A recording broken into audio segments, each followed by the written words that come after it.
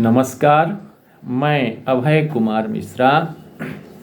आज अपने प्रिय दर्शकों को हम बताएंगे कि किन लोगों की आयु 57 वर्ष की होती है, 58 वर्ष की होती है और 60 वर्ष की होती है। किन जन्म कुंडली में कौन से ग्रह कहाँ बैठ जाते हैं जिनसे जातक की आयु 57, 58 और 60 वर्ष की होती है। तो देखिए, यदि धनु लग्न हो और उसमें बृहस्पति बैठा हो और राहु और मंगल अष्टम भाव में हो तो जातक की आयु 57 वर्ष की ही होती है। इसके बाद यदि अष्टमेश सप्तम भाव में बैठे हों, चंद्रमा पाप ग्रह के साथ हों, 8वां या 12वां भाव में अगर चंद्रमा पाप ग्रह के साथ 6, 8, 12 भाव में बैठे हों तो जातक की आयु जो है 58 वर्ष की ही होती है। इसके बाद यदि तृतीयेश बृहस्पति के साथ लग्न में हो और किसी एक केंद्र में पाप ग्रह कुंभ राशिगत हो तो जातक ब्रह्मज्ञानी अथवा योगी होता है और उसकी आयु जो है 60 वर्ष की ही होती है। यदि 8वें स्थान में कोई पाप ग्रह हो और अष्टमेश लग्न में हो और लग्नेश द्वादश भाव में हो तो जातक नीच प्रकृति का अपने परिवार में अपयश का भाजन होता हुआ 60 वर्ष तक ही जीता है। तीसरा है, यदि लग्न में शनि चतुर्थ में, चंद्रमा 7वें में, मंगल द्वादश भाव में, सूर्य और शुक्र बृहस्पति अथवा बुध इन चारों केंद्रों में किसी में भी हो तो जातक की आयु जो है 60 वर्ष की ही होती है और जातक जो है राजा तुल्य जीवन जीता है।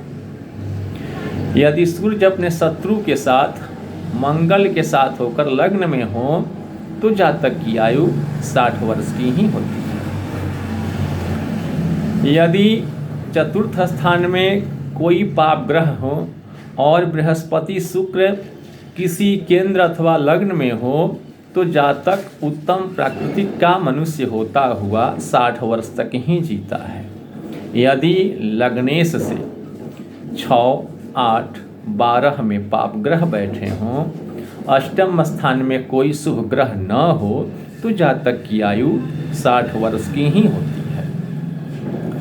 अथवा बुध, बृहस्पति, शुक्र स्वगृही हो, उच्च हो और बलि लग्नेश लग्नगत हो, यदि चंद्र स्वगृही हो अथवा लग्नवर्ती हो और 7वें स्थान में शुभ ग्रह हो तो जातक की 60 वर्ष की आयु पर मार्केश लग करके कट कर जाता है। विशेष जानकारी के लिए व्हाट्सएप कर सकते हैं। हमारा व्हाट्सएप नंबर है 9931898762। नमस्कार। इसके बाद और भी ग्रह जो हैं कुछ इधर उधर बैठने से जातक की आयु जो है 60 साल तक ही होती है। जैसे यदि वृष राशि का चंद्रमा लग्न में बैठा हो और शुभ ग्रह स्वगृही न हो तो जातक की आयु जो है 60 वर्ष की ही होती है। यदि लग्नेश पाप ग्रह के साथ 6, 8, 12 में बैठे हों और अष्टम स्थान में कोई शुभ ग्रह न हो तो जातक की आयु 60 वर्ष की ही होती है। यदि चंद्र राशि से सूर्य के साथ अष्टम स्थान में लग्नेश के साथ हो और बृहस्पति केंद्र में न हो तो जातक की आयु 60 वर्ष की ही होती है। यदि लग्न कुंभ हो, बृहस्पति 8वें भाव में बैठे हों और पाप ग्रह केंद्र में हो तो विद्वान दानियम शुद्ध आचरण का होता हुआ 60 वर्ष तक ही जीवित रहता है। 60 वर्ष की आयु में मार्किस का प्रबल भय बन जाता है। यदि दशमस्त शुक्र बुध बृहस्पति और चंद्र से दृष्ट हों तो जातक की 60 वर्ष की आयु पर मार्किस का प्रबल भय जो है बन जाता है।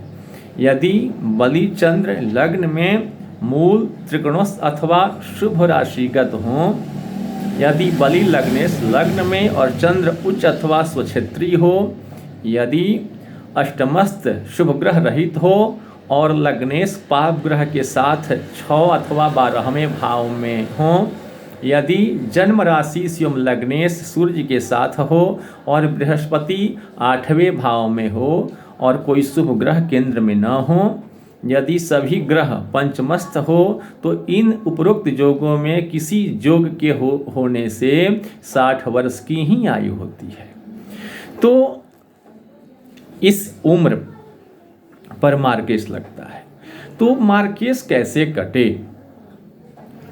तो समय से पहले इसका उपचार करने से, उपचार यानी मंत्र का जाप पूजा पाठ समय से करने से, जैसे मान लीजिए कि हमारे आपके कुंडली में 60 वर्ष पर मार्केश लग रहा है या 50 पर लग रहा है या जब जिस एज उम्र पर लग रहा है, तो उसके पहले अगर उसके अनुसार उस ग्रह का या उस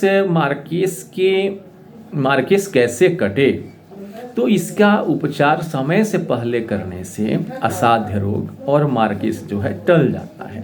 अगर हमारे कुंडली में लिखा हुआ है कि हमारा पैर जो है टूट जाएगा, अगर हम इसका उपाय करेंगे, पूजा पाठ करेंगे, तो पैर तो नहीं टूटेगा लेकिन उंगली टूटेगी या उंगली में चोट लगेगा या पैर में चोट लगेगा। विशेष जानकारी के लिए हम अपना नंबर दे ही दिए हैं, उस पर आप सब व्हाट्सएप कर सकते हैं। नमस्कार।